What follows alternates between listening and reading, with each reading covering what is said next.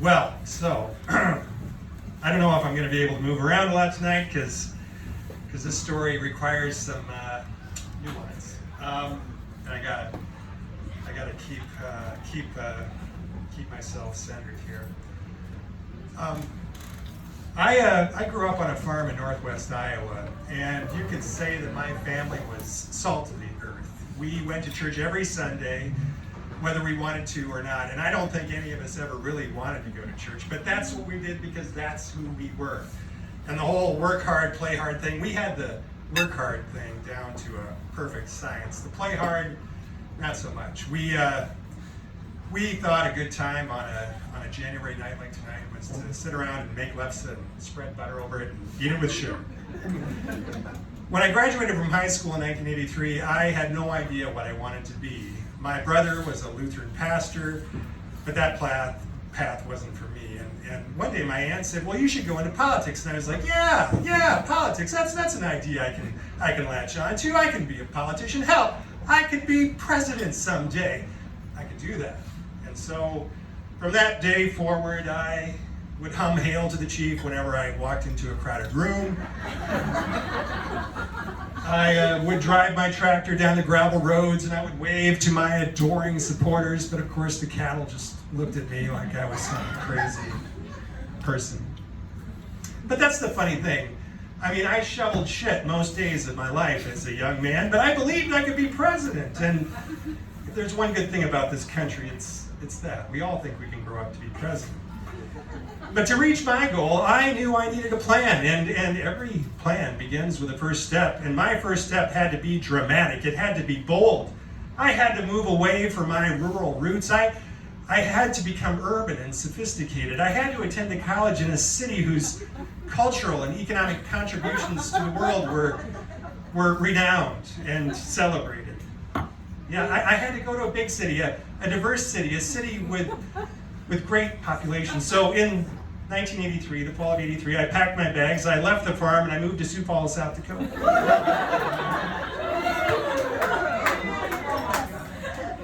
It took a long time to get adjusted to the big city. It was quite a culture.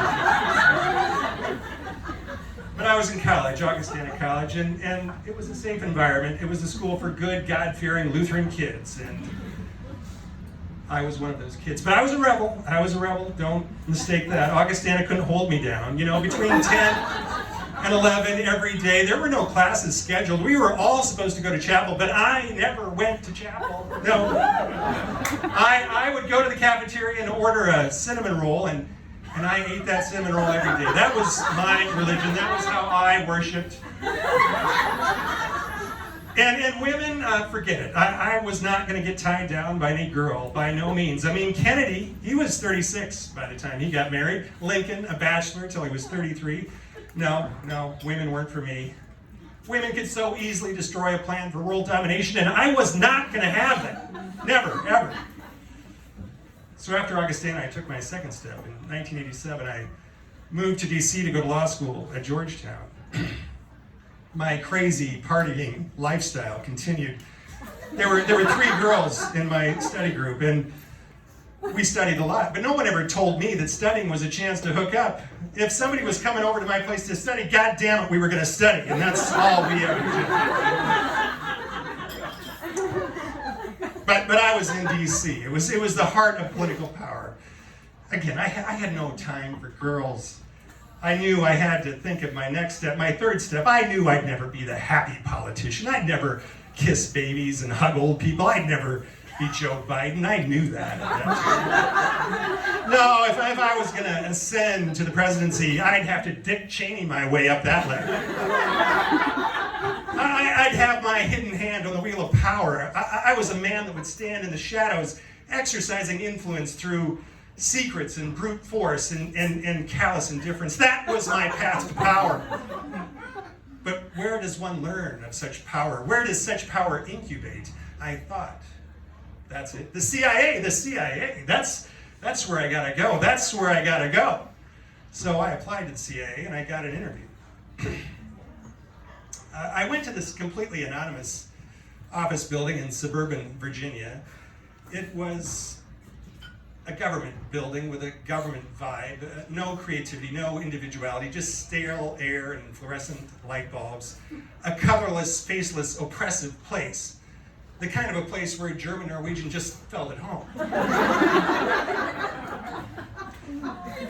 And the interview process at the CIA had several steps. There was, first the initial interview, and once you got through that, there was physical testing, and then psychological testing, and then my friends who already had their security clearances warned me the most intimidating part was the polygraph, the lie detector.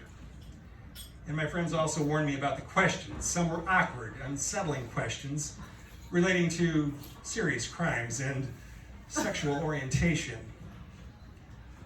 Not sure if the CIA is still homophobic, but 30 years ago they were really concerned about gay people. I guess the logic was that if you were a closeted gay, the Russians or someone would find out about that vulnerability and they'd use it to blackmail you, to get to you, to obtain state secrets. But I wasn't worried. I was straight as hell, man. Bring on the questions. I could answer them flat out, lie detector or not. The woman who administered the polygraph was middle-aged. She didn't look healthy. She was pale and fragile. She had this blank face, and it looked like she was wearing a wig. If I'd seen her on the street, I would have thought she was undergoing chemotherapy, but at that point in time, I suspected a disguise. It looked like a disguise.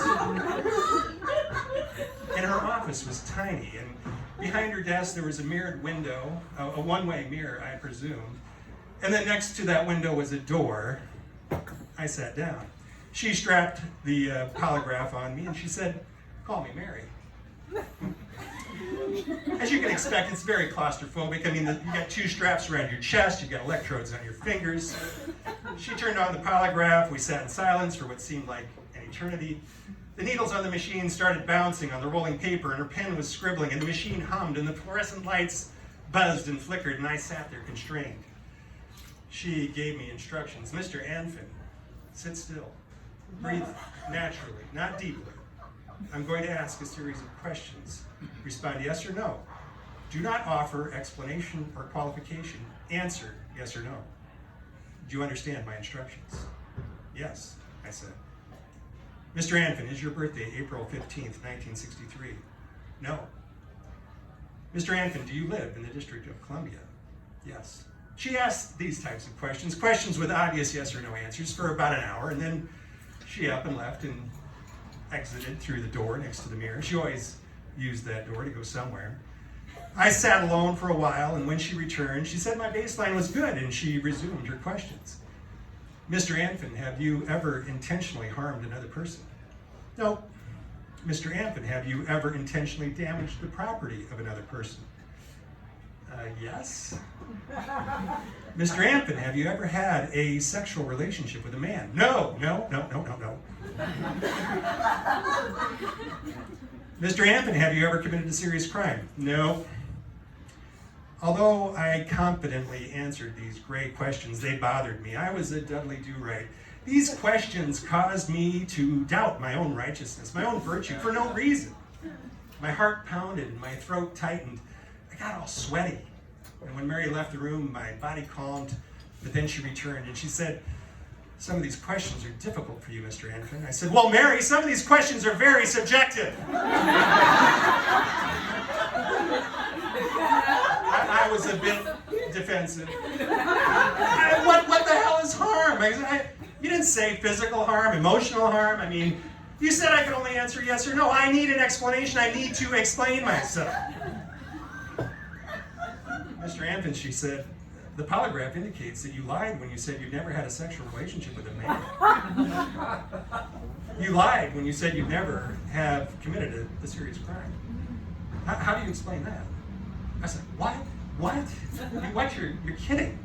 I was super shocked. I'm not gay, I protested. I'm not a criminal, not even close. Not that there's anything wrong with being gay, but I'm not that. She interrogated me further. "Have you ever kissed a man? Have you ever had sexual feelings for a man? Have you ever fantasized about a man?" On and on. These questions went. My body was flush and hot. I felt like Mary was choking me. My cheeks were burning. My mouth was dry. My virtue, my Lutheran virtue, had never been attacked like this. Never been questioned. When I walked through DuPont Circle, the gay area of D.C., I walked really, really quickly. I did not make eye contact with the gay guys. I didn't talk to them. No. Why, I pleaded. I was not gay. My frustration just continued to grow. I was literally on fire. We broke. She left. She came back. Mr. Anfin, have you ever loved a man? Now that gave me pause. I was like, yeah, I've loved a man. I've loved several men. Mary goes, loved a man? She was confused. I said, well, I love my dad. I love my brother. I love, I've had a lot of guy friends. I suppose I love them in some way, and I suppose I've loved a lot of guys. That was not the right answer. She was super irritated. She goes, the CIA is not concerned about that, and she got up and left through her door, slamming it. She had a right to be angry. I was, in fact, hiding something about my sexuality. I knew I was hiding, and I always hid it. It was so embarrassing, and obviously this sexual anomaly was causing all my issues that day, causing the stress, causing the needle to bounce on the polygraph. I couldn't hide it anymore. If I wanted to work for the CIA, I had to disclose this fact. Mary returned to the room, and she sat down with a very stern expression. Mary, I said, Mary, I have to come clean on this whole sex thing. It's embarrassing, but I just have to tell you what's bothering me.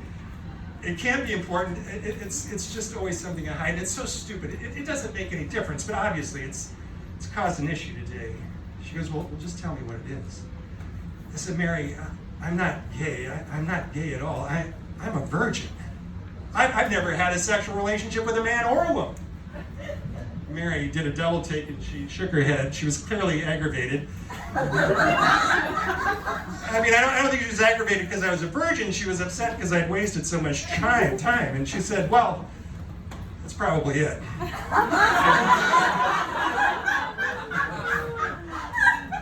She flipped on the polygraph and she said, Mr. Anfin, she had an attitude at this point. Have you ever had a sexual relationship with a man or a woman? I said, no. She left. She came back. She said the agency wanted me to return tomorrow. We had the whole crime thing to deal with. I came back the next day and Mary resumed her questions. If I was confused the first day, I was pissed the second day. After thinking about it all night, I felt I was attacked. I was a good person. I didn't need to defend myself to the CIA or to Mary with her weird wig. But Mary asked, have you ever committed a serious crime? No. Then why do you still have difficulties with this question, Mr. Anfin? Really, why? I said, Mary, God, that's so frustrating. I wasn't gay yesterday. I'm not a mafia godfather today. I have led such a boring life. I literally grew up on a farm in the middle of nowhere. What the hell was I going to do criminal out there? If I'm not clean enough for the CIA, who is? I feel like it would be more believable if I just started throwing shit out there and making it up. I've never even done drugs. Why drugs? Why do you mention drugs? I had triggered Mary's radar, and I began my evasive maneuvers. Mary, every law school party involves drugs, but I don't use them. Well, who uses them then, Mr. Anfin? Well, not me. Who? You want me to name names? Of course, she said. She said, you're asking me to name casual drug users who go to law school. My friends, they're good people. They'll be DOJ lawyers someday, judges, politicians, ambassadors. Hell, they may even be at an impeachment trial for our presidency. I paused and I was like, Mary stared at me and I said, I see what this is all about. Mary glared. She goes, what do you see? I said, well, I understand. I understand this is about me, but it's not just about me. It's about everything I've ever done. It's about everyone I've ever known. She said, what do you mean? And I go, well, every time somebody gets confirmed, there's, the congressional hearing, and they get asked these questions about drug use and sexual behavior, questions based on unconfirmed sources from ancient history. Am I today that unconfirmed source of an ancient rumor? Is what I say today going to destroy my career or someone else's career 20, 30, 40 years from now? Mary was silent and she looked off into the distance. I mean, how long do you keep this record, Mary? I give you a name today. Could this come back? Could it come back on me? 10, 20 years? When? Are you going to name names or not, Mr. Anfin? No, Mary, I'm not naming names. Mary left the room and she was gone a very long time. And when she finally returned, she said, "This is not an issue for the agency." She turned the polygraph on again. "Mr. Anfin, have you ever committed a serious crime?" "No." "You're still having difficulty, Mr. Anfin." And I sat there and I just searched my mind, and then all of a sudden there was a flash in a distant corner of my brain, and I was like, "Oh, Mary, I'm sorry. I'm sorry. There's probably something, but I totally forgot about it." She goes, well, what is it? I go, "It's probably a murder." "A murder," she said. "A murder?" I go, "Yeah, I was a witness to a murder, but it really wasn't that big of a deal, and it was a long time ago." Mary was exasperated by this point. She said, "You were involved in a murder, but you forgot to say anything about it until just now." And I said, "Mary, honestly, I forgot. It wasn't a big deal. It wasn't a big deal." And she goes, "Okay, Mr. Anfin, tell me about your murder that wasn't a big deal." I said, "Well, the murder was a big deal, but my role in it was very limited." I said, "I was in college and I had a summer job registering voters, and I registered a couple of people sitting in a park in Sioux Falls. The woman was African American. She was very nice, very sophisticated, well-dressed and well-spoken. The guy was a total drunk, a homeless man, a redneck. I thought she was a social worker or something, trying to help the guy out. I registered them, and then the next day there's a photo of the guy with a bullet right between his eyes on the cover of the Argus Leader. And the police are telling people they don't even know who this guy is. They're asking for help. So here I am. I've got his voter registration card. I saw the lady. I've got her card. So I went down to the police station and told them what I knew. And a few days later, they came back and they had me come back. And I went and viewed a lineup, and I identified her in the lineup. And she turned out to be a prostitute. They dropped the charges against her eventually. They said it was self-defense. So yeah, that was my murder thing. Just forgot. Mary was visibly disgusted with me.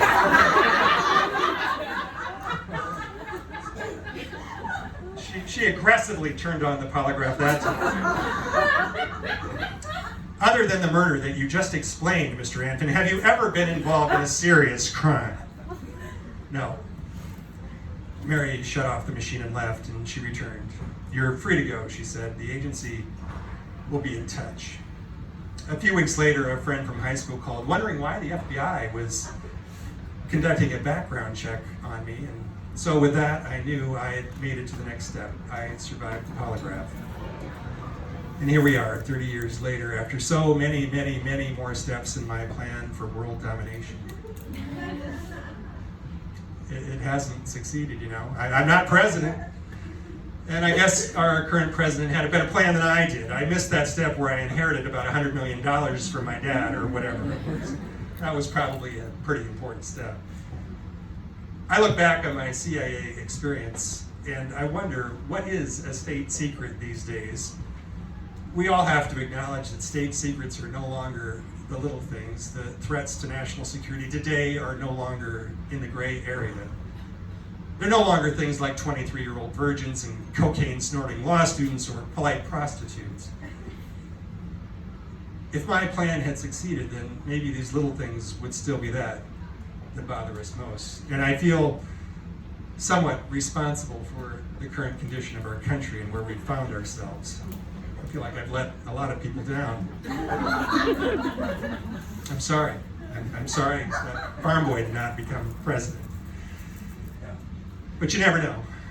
Maybe he's still standing in the shadows, humming Hail to the Chief with some lefse in his hand, pursuing his plan for world domination. Yeah, maybe he's still out there. Maybe this is step 1242. Tell a story for the Minneapolis Story Club, launch a grassroots political movement, and topple the presidency. And you, my fellow Americans, you can say, I was there that night when the revolution began. When the